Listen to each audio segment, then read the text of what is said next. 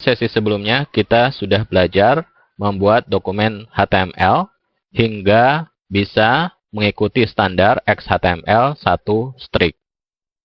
Sengaja saya ajari Anda mulai dari cara lama hingga bisa mengikuti standar yang saat ini sangat disarankan, yaitu XHTML1 strict.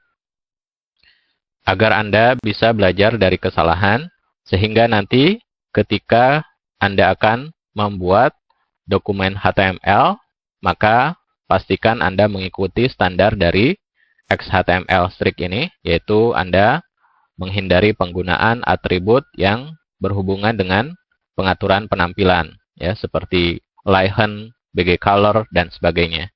Juga tag font dan sebagainya. Ya. Nanti masalah pengaturan akan kita atur menggunakan CSS, yang nanti setelah ini kita akan mulai pelajari.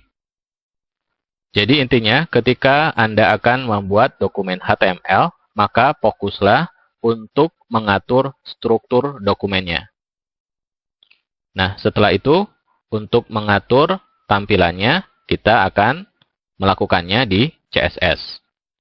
Nah, untuk selanjutnya Anda bisa menggunakan file wdp.htm ya, untuk praktek di sesi-sesi selanjutnya, atau ya, Anda juga bisa menggunakan file yang sudah saya sediakan, yaitu ini, WDP ready to style.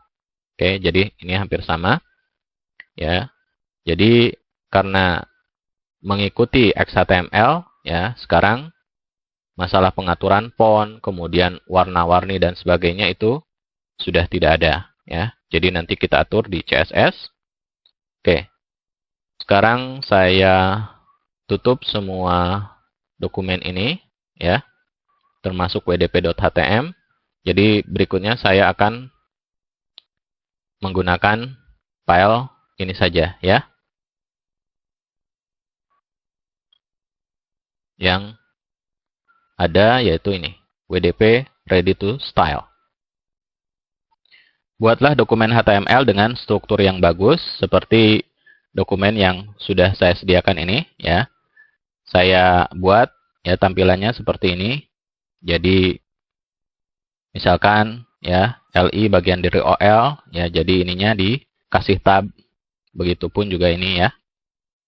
Oke. Nah, lebih bagus lagi kalau dipisah dengan memberi komentar. Jadi supaya memudahkan kita kalau seandainya ya menemui error, ya. Nah, sekarang Anda perhatikan ya, dari dokumen HTML yang sedang dibuka ini, ya, kita bisa lihat, jadi dari tag body, kemudian ada H1, kemudian ya OL, LI, kemudian nanti H2 dan sebagainya. Kalau kita ilustrasikan, ya, bisa seperti ini. Jadi ada istilahnya parent, ya. Body ini merupakan parent dari H1, UL, H2, P, ya. Kemudian ada paragraf lagi dan sebagainya. Jadi antara H1 dan H2 ini satu level. Walaupun kelihatannya ini kan H1 itu lebih besar hurufnya. Tapi satu level kalau dilihat dari ya dokumen objek modelnya. Jadi intinya kalau kita menyebut istilah parent berarti adalah menyebut tag yang berada satu level di atasnya. Contohnya kalau kita patokannya ini, maka ini parent-nya.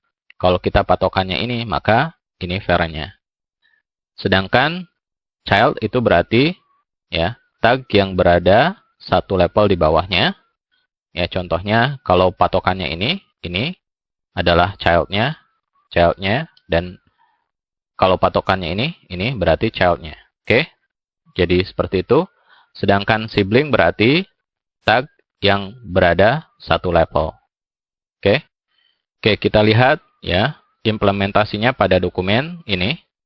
Jadi H2 ini dengan P sibling, P dengan H3 ini sibling, H3 dengan P sibling juga, ya. Begitupun juga seterusnya. Termasuk dengan ini, H2 ini masih sibling. Tapi tentu ini siblingnya dengan yang berdekatan ya. Ini dengan HR ya. Oke. Nah, sekarang Anda perhatikan di sini. Tag P itu memiliki child ini strong, kemudian IM strong lagi ini dan IM. Dan strong di sini memiliki child lagi yaitu IM ini ya. Sedangkan ini kebalikannya, IM sebagai parent, ini sebagai child-nya. Oke? Jadi, saya harap Anda bisa bayangkan ya, tentang dokumen objek model atau hierarki dari sebuah dokumen HTML.